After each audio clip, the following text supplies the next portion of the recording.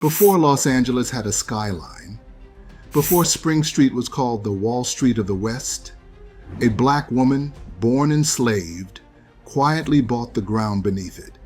Her name was Biddy Mason. She didn't ask for permission. She mastered freedom, money, and land. And the ripple of her choices still moves through this city today. Biddy Mason was born on August 15, 1818, in the American South. Enslaved from birth, she learned midwifery, herbal medicine, and the skills to deliver life under pressure. In the late 1840s, she was forced west, first to Utah, then to San Bernardino, California. California was a free state on paper, but enslavers tried to drag black people back into bondage anyway. In 1856, when her enslaver attempted to move the family to Texas, Biddy stood up. With help from free black Angelenos, especially the Owens family, and allies in the courts, she petitioned for her freedom. Judge Benjamin Hayes granted it. Biddy, her 3 children, and others walked out of court free. But freedom is a start, not a strategy. Biddy went to work. She nursed. She midwifed. She became indispensable in a small, growing Los Angeles, often working with local physicians. She saved every dollar. She gave generously to people in need, and she helped birth institutions, co-founding the first African Methodist Episcopal Church of Los Angeles in 1872, the city's first black church. Then came the move that changed her family forever. In 1866, Biddy purchased land on Spring Street for around $250.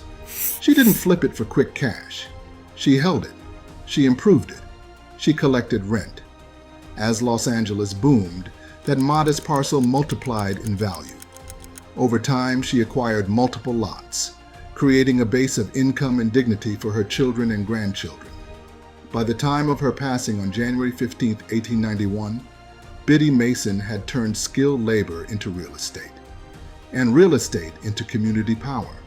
Her estate was widely reported to be worth many tens of thousands of dollars, well over $1 million in today's money. But her true legacy was structure, property titled, income diversified, a church anchored, and a family network trained to think in assets. She was known to say, "If you hold your hand closed, nothing good can come in." Biddy gave, but she also held. She understood a timeless lesson. Cash feeds today, land feeds generations. So what happened after she died? The short answer, the land kept moving, and so did Los Angeles. Her holdings passed primarily to her daughters and into the extended Owens family through marriage. In the 1890s and early 1900s, downtown swelled. Spring Street transformed into the city's financial artery. Parcels were improved, consolidated, sold, or redeveloped, sometimes by the family, sometimes by new investors as values skyrocketed. This is the pattern across American cities. When an early parcel sits where finance and speculation later collide, pressure mounts. Family members age, taxes rise, developers knock. Sometimes there are partition actions or probate complications. Sometimes the family cashes out by choice. Over decades, portions of Biddy's properties left the family's hands as downtown densified.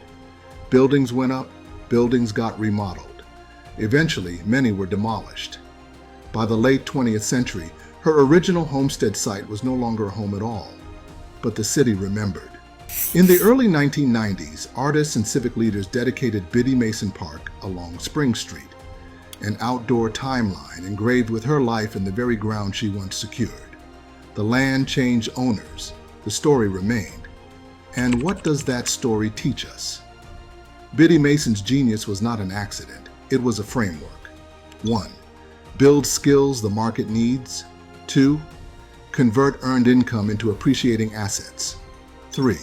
Title property cleanly and plan for heirs. 4. Anchor community institutions that outlast you. And 5. Remember this. Generosity and discipline can live in the same house. Her parcels moved. Her city transformed. But her blueprint still stands. If Biddy Mason could buy Spring Street with $250 in vision, what can we do together if we treat our paychecks like seed and our neighborhoods like fertile ground? This is Black Dollar and Culture, sharing real history, real strategy, and real ownership.